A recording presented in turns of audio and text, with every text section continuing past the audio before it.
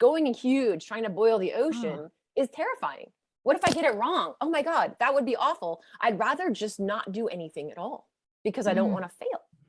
But prototyping is the antidote to that because uh, the invitation is do something tiny, just so small that mhm, regardless of how it goes, you'll learn something.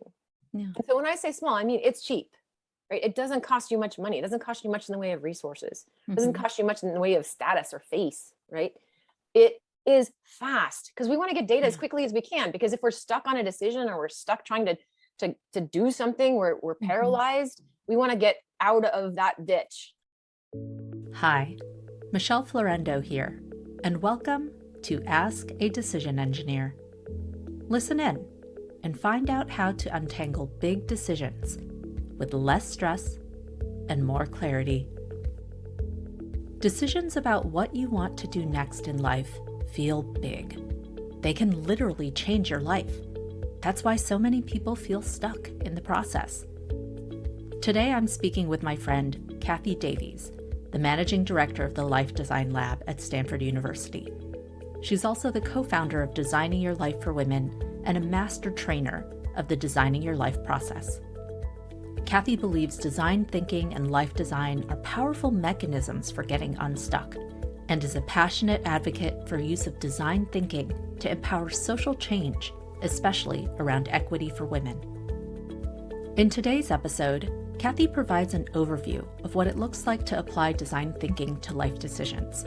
She talks about the value of sitting with emotions and feelings, explains why community helps us get unstuck, and invites employers to help co-create new options that work for both companies and employees.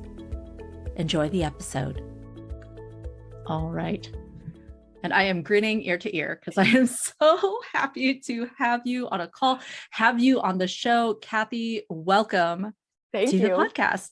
Thank you. I am also grinning ear to ear, as you can see. It's I know. delightful to see.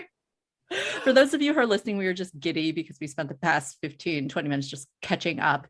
I'm so glad to have Kathy on the show. I'm so lucky to be able to call you a friend, a colleague, a collaborator. I think that's another thing. I want to thank you for allowing me to bring some of the tools that I teach, like decision matrices, into the Designing Your Life course and just the other courses you bring. And so thank you for being just a co-conspirator in this. How is it that we help people make life Thank decisions type of you. world? I was just sharing all y'all with Michelle how much her work has benefited our class.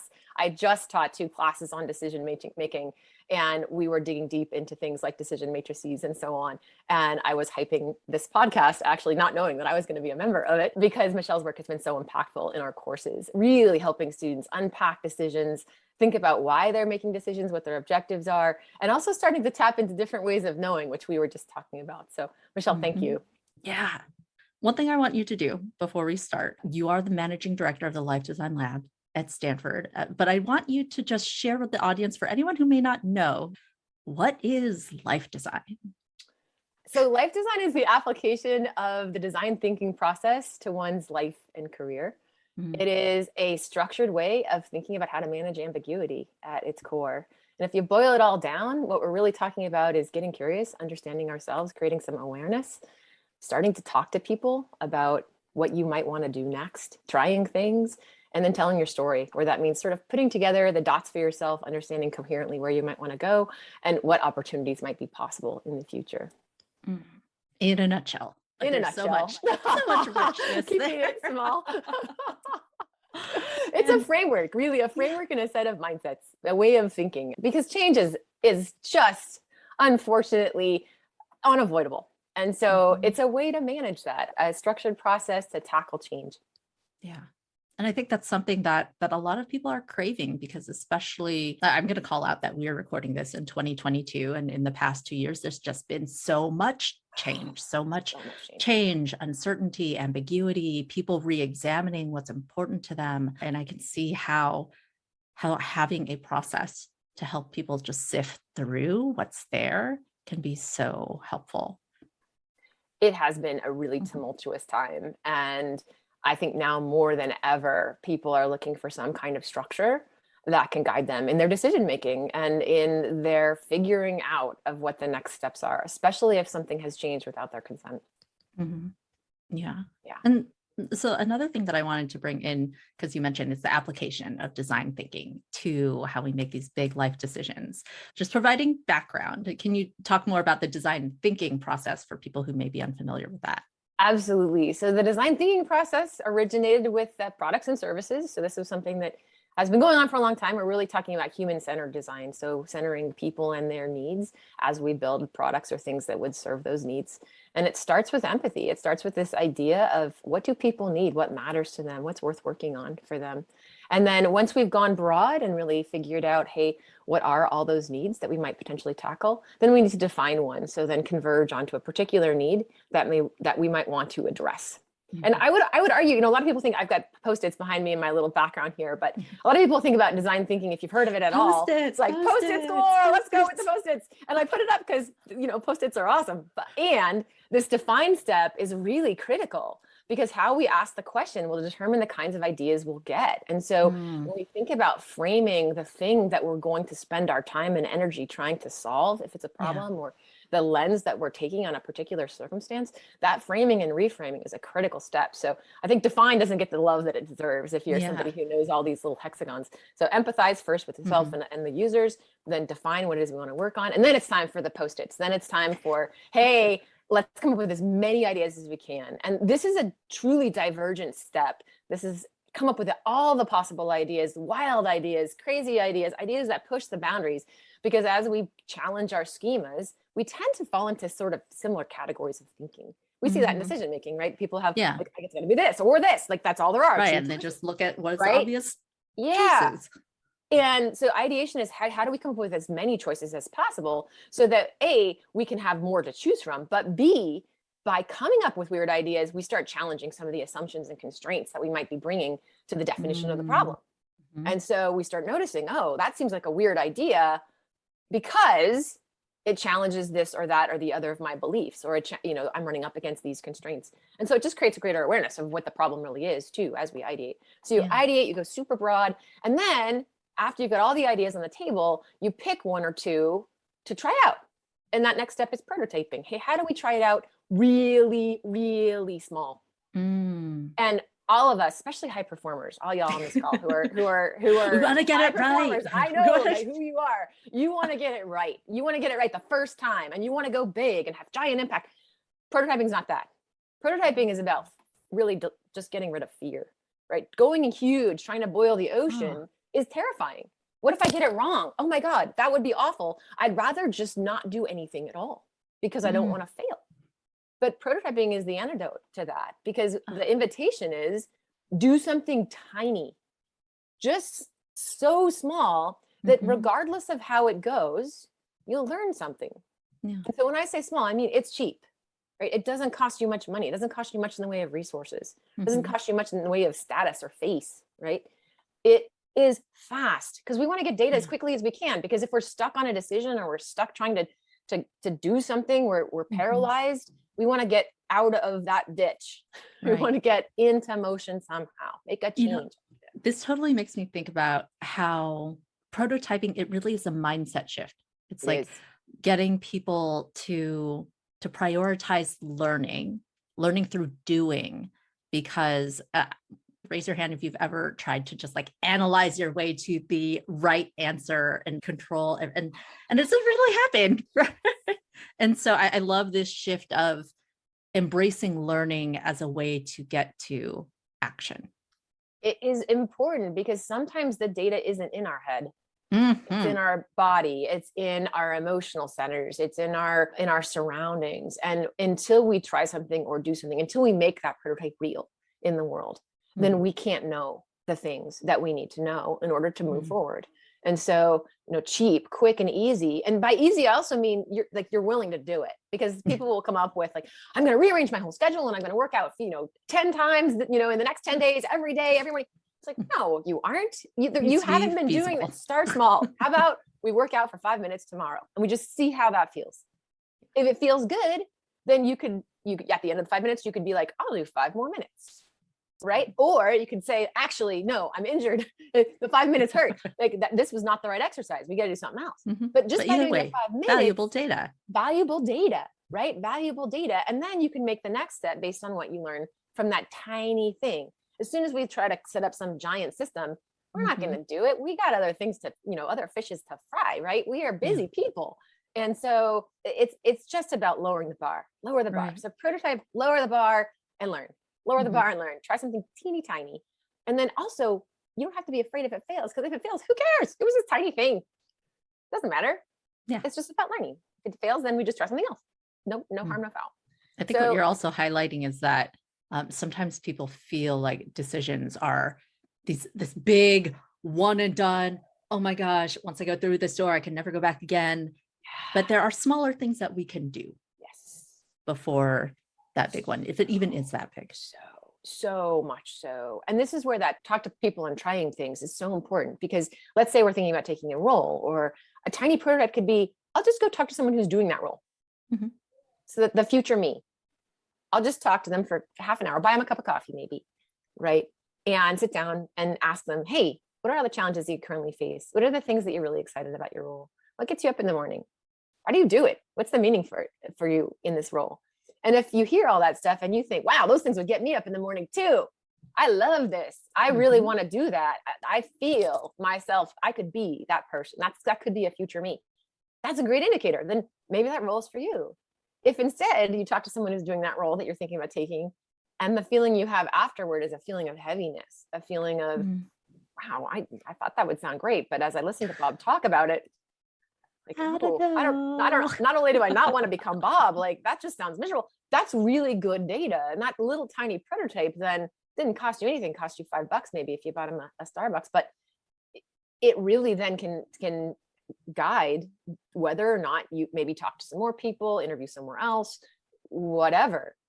Right. And I think we forget that. I think we think, oh, I'm just going to have to make this decision in a vacuum, or I'm going to have to, right. Or I make this decision and then I'm going to work at company X for the rest of my life. Well, actually not. Does not happen that much. So yeah. So then we try, we do some prototype, and then we notice how to go. Right. And this is the testing part.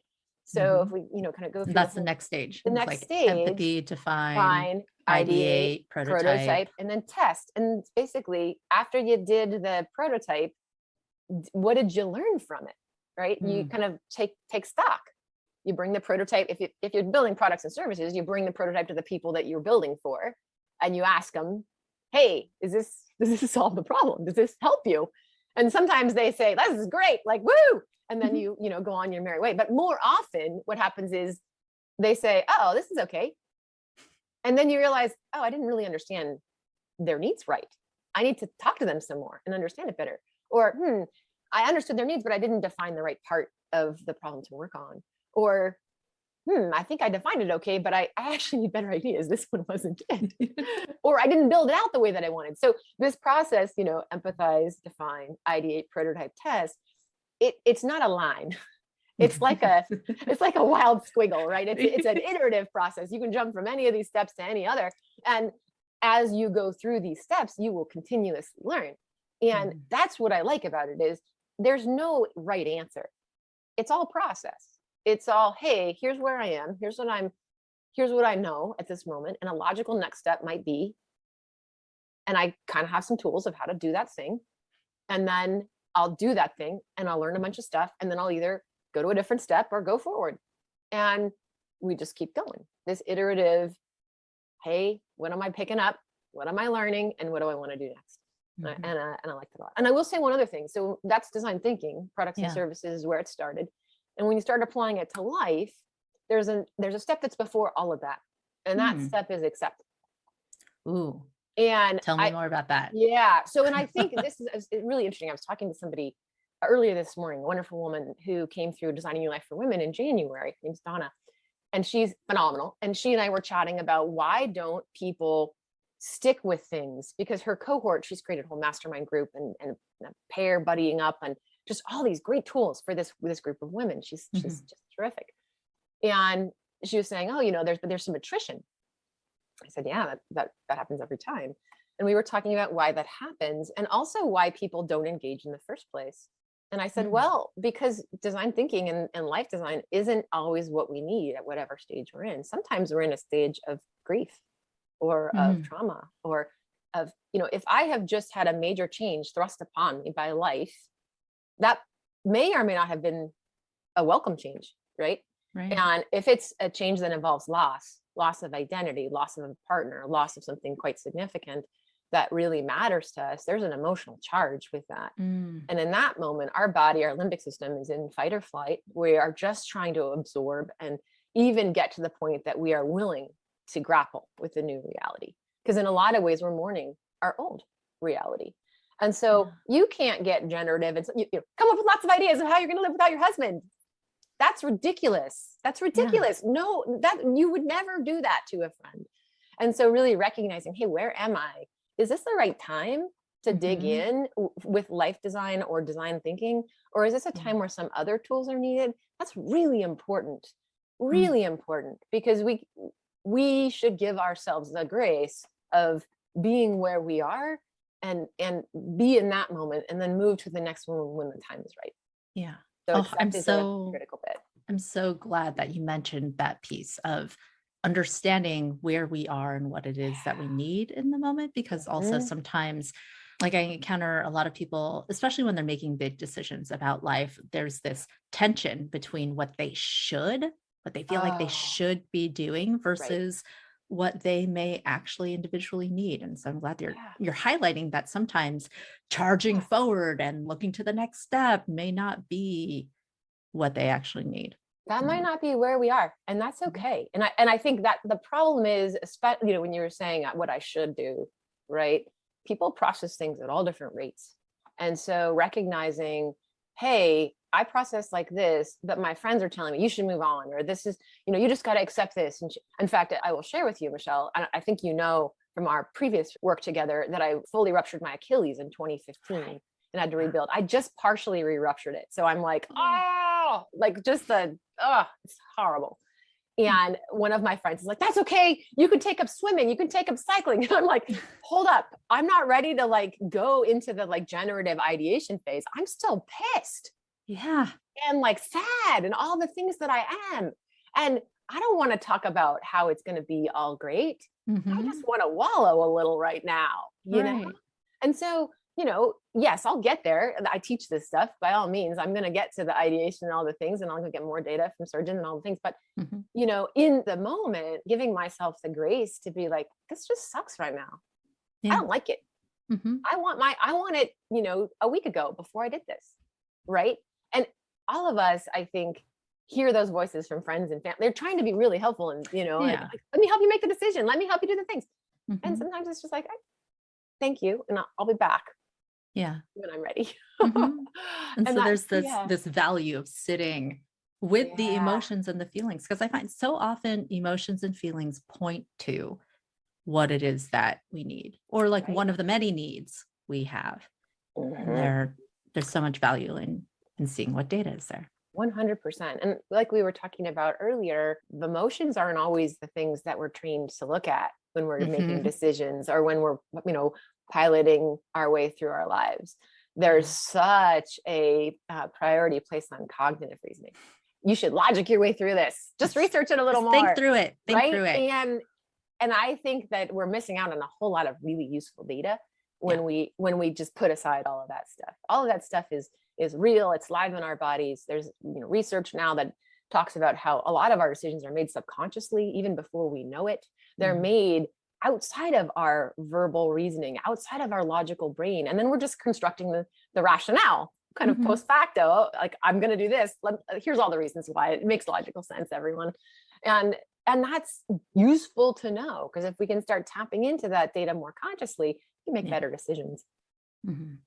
Oh, such richness here. And I think I'm so glad we got to talking about emotions, because, that's a big part of my work, helping people not only acknowledge what is there, but also how can we get these different centers of data on the same page, but also just normalizing for people that decision making comes with a lot of feels. That's what my last season was all about. And you're in this unique position, since you're head of the Life Design Lab, you also run Designing Your Life for Women, and you get to witness a number of people and support them as they're going through this process. And so what are some of the things that you've observed about either students or women as they're engaging with this process of life design and making big life decisions? Number one, we are all in process. We are all in process, and we're especially in process at times of transition. So my students, they've just arrived at college. What the heck is this place about? What is this for? They're thinking about graduating. What do I do next? They're in the middle of their PhD and they're thinking, how do I apply this really narrow field of study to all those things out there after I leave this academic setting? There are so many points of transition in our lives. And the women in our programs, they come because they're having children or their children are leaving home. They're coming because they're marrying or they're divorcing. They're coming because a season of their career is ending and they're thinking about what's next. And all of those moments of transition are just this invitation to tap into this stuff. So the first thing I notice, everybody's in transition at times in their lives. And when you are in transition, it sure helps to have some tools to try to navigate that, because transition is hard. Yeah. And decision making is hard. The second thing I notice is it really helps to do it in community. Yes. Because like you said, everyone feels like, oh, I'm probably the only one right now. Why can't I just blah, blah, blah. Everyone else has it figured out. Oh, social media, I feel like, has also fed into that. We see everyone else's highlight reels and we compare what's going on for ourselves. Right. And we forget. Right. Other people are going through this too. Yeah. And everyone is going through it. I have office hours after office hours, conversation after conversation, where people will say exactly that. Why can't I just? Everyone else is. I don't have it figured out, but everyone else has X, Y, or Z. I'm an imposter. Everyone else is not. And if you could just line everyone up together and have everyone say that into the crowd, then you get this realization that it's just a process and life is just a process. And so that's the invitation I have for folks who are in any of our programs, is talk to each other about these things that matter. And what you'll soon see is, radical collaboration is incredibly helpful in coming up with ideas and helping bring new perspectives and new angles on problems. And also, it's incredibly helpful in normalizing that we are all in process and to letting go some of the shame, because I think that's part of what keeps us stuck. Is we are not only stuck, but we're embarrassed that we're stuck. Mm-hmm. So it's, now we have two problems. We're not just stuck. We also have a lot of feels about why are we stuck? What's wrong with us? I remember there was this one article I had written years ago, maybe a decade ago, but how, especially with like type A overachievers, there are two things that often keep people stuck. It's the shame of not having figured it out, not wanting to admit or seek help or just talk about it. And also sometimes guilt, like, yes, I should be happy. Yes. Why am I not happy? Yes. Oh, what does it mean if I admit I'm not thrilled and like fully fulfilled and living my best life right now? Right. And everyone else is, and it must just be me. And then also there are all these other narratives, right? And this is where I love doing this stuff in a community of just women. Yes. Mm-hmm. Because not only do you have all of that, but then you have all the narratives and shoulds from everybody else. You should be nice. You should be taking care of everyone. You should be the one who's baking the cookies for the PTA. You should also be the one who's kicking ass in your career. You should, right? All the shoulds and all the various roles. And in our society, women play so many roles and have so many different narratives about what they should and shouldn't be doing. And it is overwhelming. And so the invitation to be in a space where you have some shared characteristic, and it could be any shared characteristic, right? It could be all water polo players or all men or all just some lived experience, some shared experience of, hey, because of this aspect of my identity, I am experiencing the world in a certain way, and I can share that with you. And I expect that you might understand because you are of this, share this identity characteristic with me and might have experienced some of the same things. And there's something there that then allows us to open up and share a little more. So when I have this community Designing Your Life for Women, what I see is women just show up for each other. They support each other. They create mastermind groups for each other, like Donna has done with Flora and with Sarah, who are part of that cohort. And they are inviting each other into a space, a generative space, a space where people feel seen and heard and a sense of belonging. And all of that, as we know from all of the work, Brene Brown and others, is sort of the foundational element to being able to be generative and come up with ideas and feel like we have agency and options. And so that's what we try to create in our classes at Stanford. And it's also, I think, what happens even more naturally when people feel some sense of a bond with each other by virtue of some shared experience. Yeah. You had mentioned before we started recording that you're also doing some things in the corporate sector. Yes. What's happening there? People are resigning in droves is what's happening there. In all honesty, that's what's happening. Yeah, that is right. The thing Pandemic happened right now. And people had this realization, wow, my life is not coherent. I'm working too much. The working conditions are poor. I don't feel like I have agency in my work. And then we were, for some of us, very lucky having jobs where we could work from home or we had some remote options. For others, we couldn't do the work that we were doing. Right. We either lost our job or our job shifted in some way that was out of our control. And so now we have this moment of reckoning. Do I want to go back into that same field? Do I want to return to in-person work? Is what I'm doing sustainable? Because all of a sudden I stopped commuting or I stopped and my life was changed. And for some of us, like, I like that better. I want to stay remote forever. For others, it's like, I feel isolated. I feel lonely. I need to get back into the office. How can I do so safely? So companies are looking at this changing landscape and just trying to figure out, how do we create spaces for our employees to do great work in a sustainable and thriving and way that supports their well-being? And I'm really glad companies are thinking about this, because this is important stuff, people. Yeah. If we want to have great products or great services, then the people who are working on them need to be able to engage over the long haul. A lot of projects take a fair amount of time. And so keeping folks engaged and retaining them, that leads to better outcomes. And if you can do so in a way that supports the people as individuals as well, then you have a win-win. You have really healthy, happy, and productive employees, and the employees are growing and changing and their professional growth is unfolding.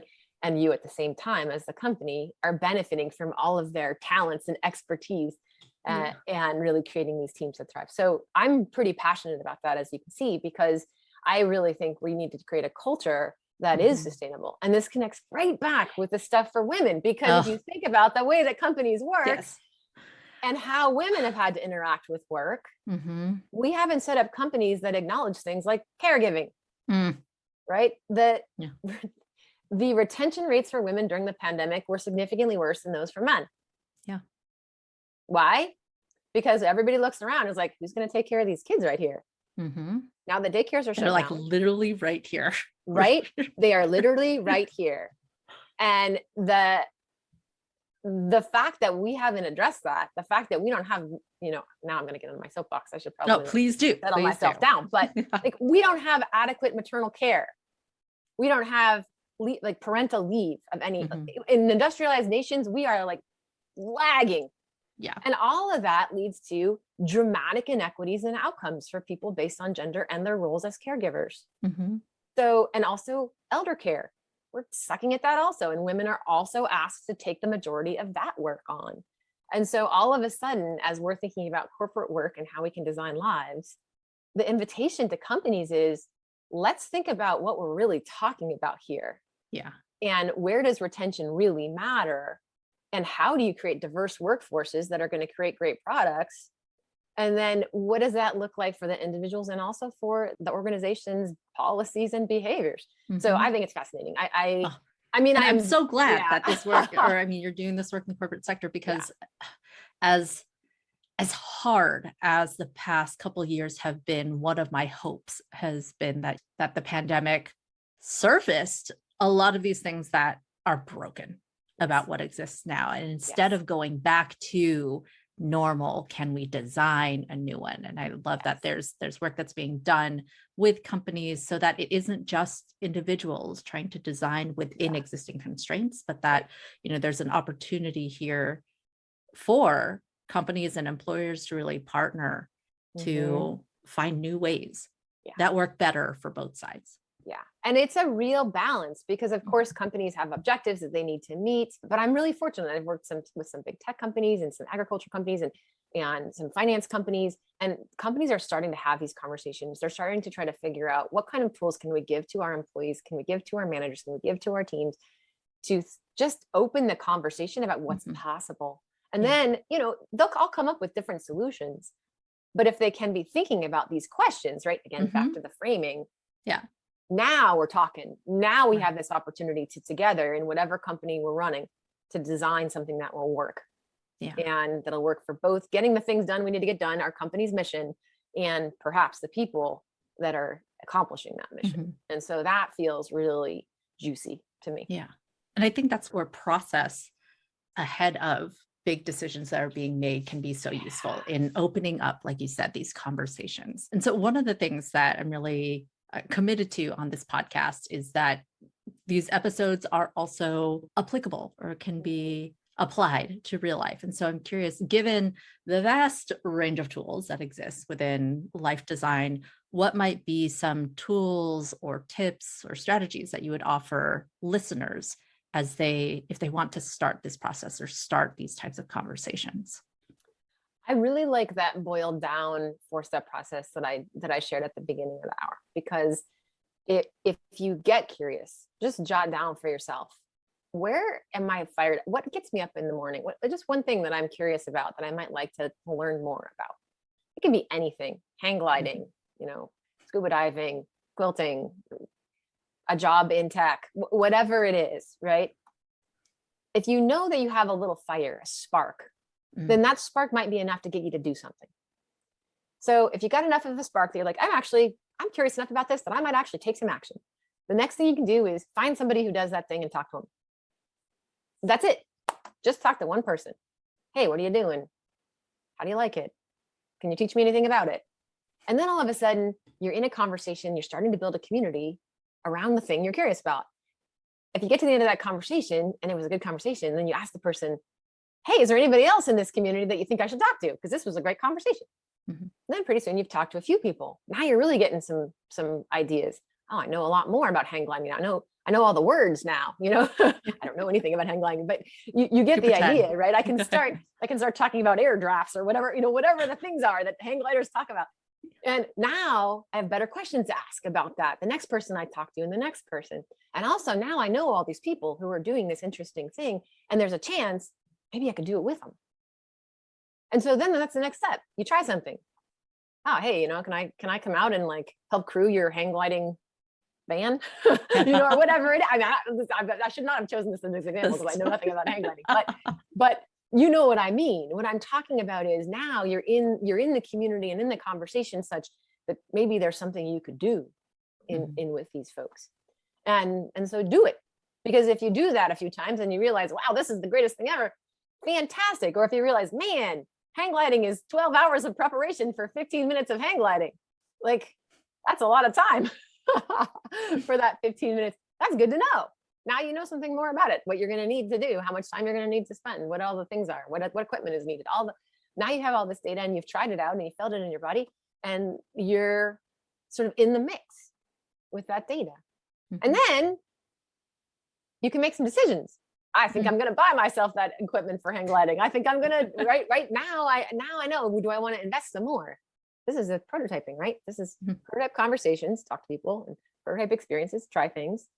And by doing these little prototypes, now you can decide, am I all in? What's my story now? Now I'm a hang glider. I just hang glide all the time. That's the thing I do. That's who I am. That's what I put my agency behind. And now you have a new story, and that story then becomes a story you can share with others. And here we go. Or you try it all out and you're like, I don't know why I ever thought hang gliding was a good idea. It's obvious to me that I should stick with ultra running, which I've liked all along, right? Whatever it is, you'll learn something by doing this thing. So if I boil it all down, from those 4 steps, I would just say prototype, do something, notice how it goes. Just take that as data, not as I'm going to beat myself up because it didn't go well. Things go well and poorly. Things go how they go. Sometimes things happen. We make the best. I love the stuff that you do, Michelle, around the quality of the decision and the outcome of the decision, right? You make the decision with all the information you have at the time, and then the outcome may or may not be in your control. You make the best decision you can, and then whatever happens, happens. And so then you have this moment to notice, all right, I made this decision. I tried this thing. Here's what happened. And you pick it apart. Oh, this was in my control. I could have done something differently. I could make a different decision. I could try something else. Or, wow, there was no way of knowing that it was going to, storm and storm and storm for my outdoor birthday party. Right. And okay, well, next time I'll know to get a tent maybe, or whatever, but that just happened. So, what do I learn from that? And that process of learning, that's what I think everyone should think about is, hey, how can I learn consciously? How do I develop conscious competence in this? Learning by doing. Learning by doing. Yeah. Oh, it's a long answer. But I mean, it's so good because I think it brings us back to what we were talking about at the top of this conversation around that mindset shift from feeling like we need to go into like our little tower and think, analyze our way to the right decision, to actually, action is a very important part of this process because it's through action and making some of those smaller actions, decisions, prototyping, that we learn what we need to learn to make congruent decisions. Exactly. And keeping it small. I think people think in order to learn something, I'm going to need to do something giant. I'm going to need to, change jobs. No. In fact, that would be, in my view, that would be presumptuous to assume that like, hey, I know what that job's going to be like without doing a little much smaller things. And so, consider, how do you make it easy on yourself? Give yourself lots of grace. What's the smallest thing I can do to learn something about this? The thing that I can do the fastest. What can I do in 5 minutes? What can I do in an hour? What can I do that costs me no money? What can I do? Right. Those things, everybody thinks, oh, well, that's not enough. I'm not going to, actually, that's everything. The small things add up to the big things. The small things give you that little piece of data that can steer your next small thing. And so set the bar low, people, because that little thing that you do, something will happen because you did that you could never predict, that you can't think your way through. It's that action that makes the next future possible. I love that. It's that action that makes the next future possible. Oh, I can't wait to listen back to this recording, by the way. There's so much here. But as we are closing, if people want to learn more about you, the work you do, designing your life for women, any of these things, where should they find you on the interwebs? Yes. So you can absolutely go to designingyour.life. This is a website for everyone. There are workshops that we do, corporate work that we do. It's all there. Stuff about the great books that Bill Burnett and Dave Evans wrote, Designing Your Life and Designing Your Work Life, that are the underpinnings of all the things that I've just been talking about. I also run the Life Design Lab at Stanford. And so if you are excited about that work and hearing about the classes that we do at Stanford and more about the lab itself, if you're a donor who is excited to give towards this work, I'm just going to put it right out there. We are looking for you. Check out Life Design Lab at Stanford. Well, again, I always just get excited whenever we can be in conversation. And so it's been so lovely to have you. It's a joy. I adore the work you do, Michelle. And I think that giving people some tools to make decisions and giving them confidence that they can make decisions and that those decisions are going to be okay, no matter what they choose, that is so powerful. So I just love that you're doing this podcast. Thank you. Thank you so much for listening to this episode. If you heard something today that you found helpful, please share this episode or write a review. Also, if you're interested in more resources on how to make decisions with less stress and more clarity, like my quick start guide for untangling big decisions, or the decision-making courses I teach, check out the show notes or go to askadecisionengineer.com to sign up for the mailing list. Be sure to check out the other episodes this season. Next week, I'm bringing Barry Schwartz, psychology professor and the author of The Paradox of Choice, onto the show, where he'll talk about why maximizing is a bad goal and why we should focus on developing practical wisdom. Again, this is Michelle Florendo from Ask a Decision Engineer. Thank you for listening, and I'll see you in the next episode.